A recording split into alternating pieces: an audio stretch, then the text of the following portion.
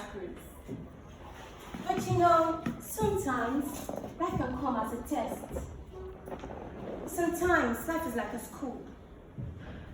Sometimes life feels like a market. To some people, life is a game. And to others, this life has come. I don't know the exact word to call life. But what I know about life is that life teaches you and then asks from you what you've learned. The head coach, my fellow orators, good afternoon to you all. Last week Friday, I was supposed to give a presentation by 4 p.m. and by 10 a.m. that same day, I had absolutely nothing to say. And this voice kept coming in, telling me, you have a presentation 4 p.m. today, and you're not prepared. I tried so hard to shut my ears from that voice, but no, my ears and that voice were in total sync. So I tried to write something down. I took my pen and paper, and the most terrific thing that could ever happen to any writer happened to me. Writer's block. Here it came for me big time. Oh my God. I closed the book in frustration again, and this voice still won't let me rest. Remember, I said, life teaches you and then asks from you what you've learned.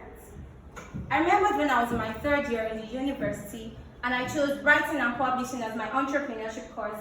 My lecturer then taught me about writer's block and how to combat it. He mentioned 4 steps, but I clearly remembered 2 steps, which are brainstorming and talk writing.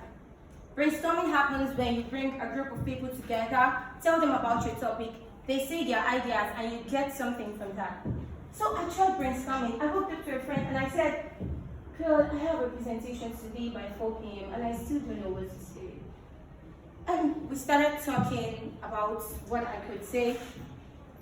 And she just told me, why don't you just tell them the truth? What truth? That you failed to plan and because of that you are frustrated, and just link it up how two people can get frustrated when they fail to plan. Wow, that sounds interesting, I said. I could really make something out of that. Then I moved to the next stage, talk writing. But I wasn't actually writing. I was just soliloquizing about what she told me and the new ideas that were coming to my mind. Then I discovered that there was something called life's coping mechanism. We all go through terrific moments in life, just like I went through my terrific moment last week Friday. That's time in our lives when we don't know what to do, we don't know what next, we don't know what's coming for us. It's like our mind just goes blank about life. And you all will agree with me that that's a very frustrating place to be. I term it life's block. So what do we do when life builds this block around us and it makes us blind about what next to do? What do we do when we don't know what to do? Number 1, speak up. Brainstorm with people. Just like my friend helped me out when I had a presentation last week Friday. You don't know. Can you just take a look at the person sitting right beside you? Come on, take a look. The answer to the so gigantic question in your heart can be right in that person's mind. And this is why you need quality people around you, and not just a bunch of friends. Quality over quantity. That statement reminds me of a woman I respect so much. She pastors a large church alongside her husband, and she doesn't really have much time for her children as much as she would love to. And this big feeling of guilt overwhelms her whenever she thinks about it. So one day she had a meeting with her co-pastors, and she met a pastor who has been a pastor right before she became one. And she related her plight to him. He told her, quality over quantity. You may not have the whole 24 hours to spend with your children, but the 2 to 3 hours you have with them, let it be productive. Let every second count. And that was liberation for her. So speak up. Number 2, talk. I told you I did the talk writing at the beginning, even though I wasn't necessarily writing. But this time, you're not complaining. Open your mouth and speak to yourself. You're speaking the solution. You're speaking words of affirmation to yourself. Look in the mirror and say, I can do this. I will thrive. I am a survivor. This time will pass and I will thrive. I cannot give up. What we don't know is that things we say to ourselves consistently sticks in our subconscious and they become a part of us. So speak words of affirmations to yourself. They are very powerful. We all will go through life's block. And if you haven't experienced it, you surely get there, my friend. You will surely get there. But when these blocks come around you, don't give up. Don't surrender. Get your rocks and diggers and break these walls around you. Your experiences, the stories you've heard, even your imaginations, are your rocks and diggers for the blocks that life is going to build around you. So don't think your experiences are just for fun. And if you haven't been taking notes, start doing so now. Next is to plan. Plan, plan, plan.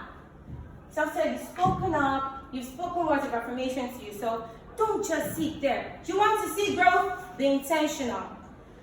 Things will not just start to work out together for your good when you just sit there, fold your arms and watch. No, get up. Take strategic actions to live where you are right now.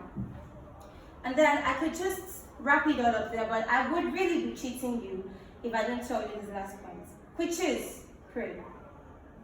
So you could speak up, you could speak words of affirmation to yourself, you could plan, you could be a master organizer, and everything goes fine. Everything goes just as planned. But what if it doesn't? Or what if it can be better? This is why you need to pray. You need to sum it all up in prayer. I once saw a post somewhere which says, the essence of life is to live a life of essence. So how do we live a life of essence? Remember I said, life teaches you and asks from you what you've learned. Your experiences are not coincidental. What have you learned from what life is teaching you? Are you even taking note of what life is teaching you? What happened to you? Did they molest you, deceive you, lie against you? Did they break you? It's all to make you. So ladies and gentlemen, always remember and keep this at the back of your mind that whatever you go through, life is just teaching you. Because when you go through those tough times, your village people are not after you. No. You just need to take notes and know that life will surely come asking you what you've learned. Thank you very much.